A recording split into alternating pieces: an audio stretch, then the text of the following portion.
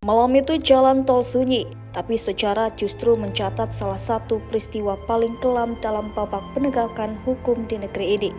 Tak ada sirine, tak ada berita langsung di televisi. Hanya laporan dini hari 6 nyawa melayang. Semua terjadi begitu cepat di satu titik di ruas tol Jakarta Cikampek KM 50. Apa yang sebenarnya terjadi malam itu? Mengapa rekaman CCTV hilang? Dan kenapa hampir 5 tahun berlalu, kebenaran masih seperti hantu, samar dibicarakan tapi tak pernah benar-benar ditangkap. Sudah hampir 5 tahun berlalu sejak tragedi berdarah terjadi di ruas tol Jakarta Cikampek KM 50. Namun tanda tanya besar masih menggantung di benak publik. Pada 7 Desember 2020 dini hari, 6 anggota Laskar FPI yang mengawal Rizik Syihab ditembak mati oleh aparat kepolisian. Peristiwa itu menggemparkan publik dan langsung memicu gelombang kecaman serta desakan penyelidikan independen. Namun hingga kini kejanggalan demi kejanggalan dalam penanganan kasus KM 50 tak kunjung dijelaskan secara gamblang. Salah satu detail yang membuat kasus ini terasa ganjil adalah hilangnya rekaman CCTV dari area rest area dan ruas tol sekitar lokasi kejadian. PT Jasa Marga sempat menyatakan bahwa sistem CCTV tidak merekam karena ada kendala teknis, sebuah alasan yang dianggap tak masuk akal oleh publik, mengingat pentingnya keamanan di jalan tol nasional. Negara ini bisa memantau kerumunan di jalan kecil, tapi di jalan tol justru tidak terekam.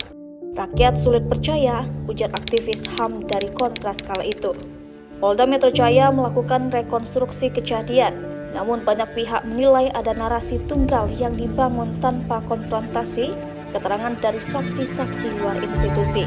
Komnas HAM dalam laporannya menyatakan bahwa 4 dari 6 korban diduga tewas dalam kondisi tak sedang melakukan perlawanan, bahkan sudah berada dalam penguasaan polisi.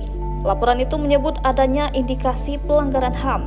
Meski demikian, tidak ada satupun anggota kepolisian yang dijatuhi hukuman pidana berat.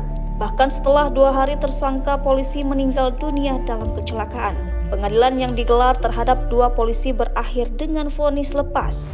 Majelis hakim menyatakan mereka membunuh karena keadaan terpaksa, padahal Komnas HAM sendiri menyebut itu sebagai unlawful killing.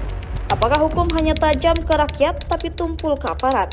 Tanya seorang pengamat hukum pidana. Hingga hari ini kasus KM 50 tetap hidup dalam ingatan publik, terutama kelompok pendukung FPI dan aktivis HAM.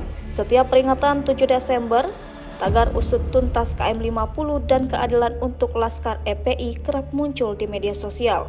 Bagi sebagian kalangan, KM 50 bukan sekadar insiden, melainkan simbol dari penegakan hukum yang belum netral dan bersih.